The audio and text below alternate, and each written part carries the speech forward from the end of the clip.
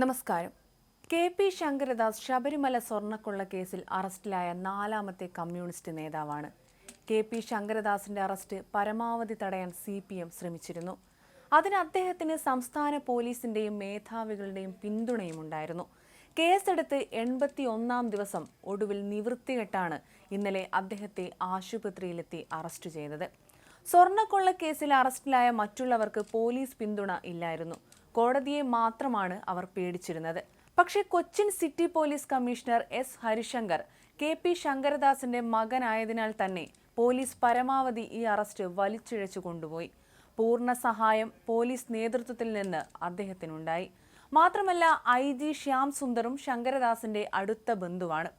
പക്ഷേ ശങ്കരദാസിനെ അറസ്റ്റ് ചെയ്യാത്തതിനെ കോടതി നിരന്തരം വിമർശിച്ചുകൊണ്ടേയിരുന്നു. കോടതിയുടെ ശക്തമായ ഇടപെടലിലാണ് ഒടുക്കം ഈ നാണം കെട്ട അറസ്റ്റ്. കെ.പി. ശങ്കരദാസിനെ രക്ഷിക്കാൻ വേണ്ടിയായിരുന്നു മുൻ ദേവസ്വം ബോർഡ് അംഗം വിജയകുമാറിനെ അറസ്റ്റ് ചെയ്യാതിരുന്നത്. പക്ഷേ പിന്നീട് വിജയകുമാറിനെ അറസ്റ്റ് ചെയ്യുകയും ശങ്കരദാസിനെ കോമയിൽ കിടത്തുകയും ചെയ്തു. പക്ഷേ വിജയകുമാറിനെ അറസ്റ്റ് ചെയ്തതിനു ശേഷമാണ് ശങ്കരദാസ് ആശുപത്രിയിൽ പോകുന്നത്. പക്ഷാഘാതം ബാധിച്ച് ഗുരുതരാവസ്ഥയിൽ ICUവിലാണെന്നായിരുന്നു വാദം. അതിനു മുൻപ് അദ്ദേഹം ആശുപത്രിയിൽ ചികിത്സയ്ക്കായി പോയിരുന്നില്ല എന്നാണ് വാസ്തവം. ശങ്കരദാസ് വാർദ്ധക്യത്തിലാണെങ്കിലും വെറുതെ ആളുകളെ വിഡ്ഢികളാക്കാൻ കഴുത്തിൽ ഓക്സിജൻ മാസ്കും ധരിപ്പിച്ച് അദ്ദേഹത്തെ ICUവിൽ കിടത്തുകയായിരുന്നു. പക്ഷേ കോടതി ഇദ്ദേഹത്തെ അറസ്റ്റ് ചെയ്തേ തീരൂവെന്ന് കർക്കശമായി പറഞ്ഞപ്പോൾ പ്രത്യേക അന്വേഷണ സംഘത്തിന്റെ ഓഫീസിന് തൊട്ടടുത്തുള്ള സ്വകാര്യ ആശുപത്രി ഒന്ന് ഭയക്കുകയായിരുന്നു.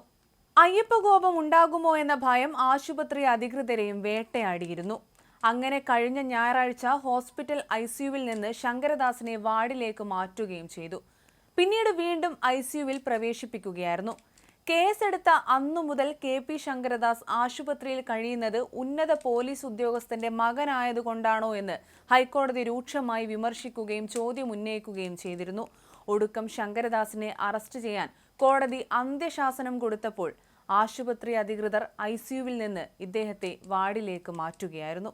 ആശുപത്രി വെട്ടിലാകുമോ എന്ന ഭയത്തിലാണ് ദ്രുതഗതിയിലുള്ള ഈ മാറ്റം.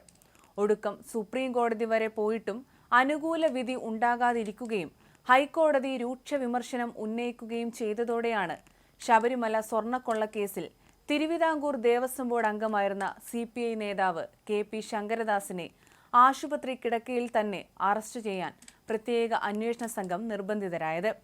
പത്മകുമാറിനെ അറസ്റ്റ് ചെയ്തിട്ടും ശങ്കരദാസിനെയും വിജയകുമാറിനെയും ആദ്യഘട്ടത്തിൽ SIT ചോദ്യം ചെയ്ത് വിട്ടയക്കുകയായിരുന്നു. ശബരിമലയിലെ കൊള്ളയ്ക്ക് വഴിവെച്ച ബോർഡിന്റെ തീരുമാനങ്ങൾക്കു പിന്നിൽ പത്മകുമാറിന്റെ ഇടപെടലാണെന്നും തങ്ങൾക്ക് പങ്കില്ലെന്നുമുള്ള ഇവരുടെ മൊഴി വിശ്വാസത്തിലെടുത്തായിരുന്നു ഇവരെ വിട്ടയച്ചത്. എന്നാൽ തീരുമാനങ്ങൾ ഒരുമിച്ചെടുത്തതാണെന്ന് പത്മകുമാർ ജാമ്യ ഹർജികളിൽ ചൂണ്ടിക്കാട്ടി. ബോർഡ് യോഗങ്ങളുടെ മിനിറ്റ്സുകളിലെല്ലാം 3 പേരുടെയും ഒപ്പുണ്ടെന്നും അതിനാൽ തീരുമാനങ്ങളിൽ മൂവർക്കും ബാധ്യതയുണ്ടെന്നും കോടതി ചൂണ്ടിക്കാട്ടിയതോടെയാണ് വിജയകുമാറും കെ.പി. ശങ്കരദാസും വെട്ടിലാകുന്നത്.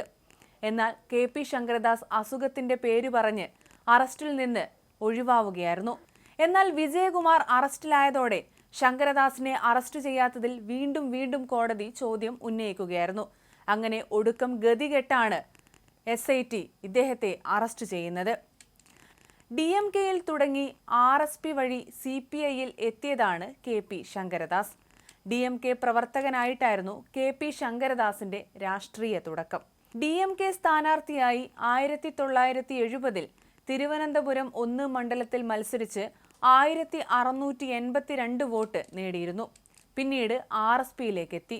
നിയമസഭാ തിരഞ്ഞെടുപ്പിൽ പഴയ ആര്യനാട് മണ്ഡലത്തിലെ ഇപ്പോഴത്തെ അരുവിക്കരയിലെ RSP സ്ഥാനാർത്ഥിയായിരുന്നു അദ്ദേഹം. RSPയുടെ തൊഴിലാളി സംഘടനയായ UTUCയുടെ സംസ്ഥാന സെക്രട്ടറി ആയിരുന്നു. വെളിയം ഭാർഗവൻ സംസ്ഥാന സെക്രട്ടറി ആയിരിക്കുമ്പോൾ 2006-ലാണ് CPI-യിൽ ചേർന്നത്. CPI-യുടെ സംസ്ഥാന കൗൺസിൽ അംഗമായും AITUCയുടെ സംസ്ഥാന സെക്രട്ടറിയായും പ്രവർത്തിച്ചിട്ടുണ്ട്.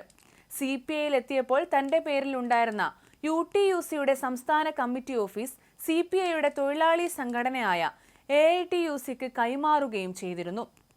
തമ്പാനൂരിലെ ആ ഓഫീസാണ് AITUCയുടെ ജില്ലാ കമ്മിറ്റി ഓഫീസായി പ്രവർത്തിക്കുന്നത്. CPI സംസ്ഥാന കൗൺസിൽ അംഗമായിരിക്കെയാണ് 2017 മുതൽ 19 വരെ ദേവസ്വം ബോർഡ് അംഗമായത്. CPM സംരക്ഷിച്ചവരെല്ലാം ഇപ്പോൾ സ്വർണ്ണക്കൊള്ളക്കേസിൽ പിടിയിലായിക്കൊണ്ടിരിക്കുകയാണ്.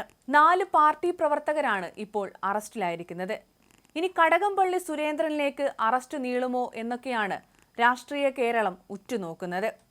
അയ്യപ്പനോട് കളിച്ചാൽ അയ്യപ്പൻ കളി പഠിപ്പിക്കും എന്ന് തന്നെയാണ് ഈ അറസ്റ്റുകളിൽ നിന്നെല്ലാം മനസ്സിലാക്കാൻ കഴിയുന്നത്.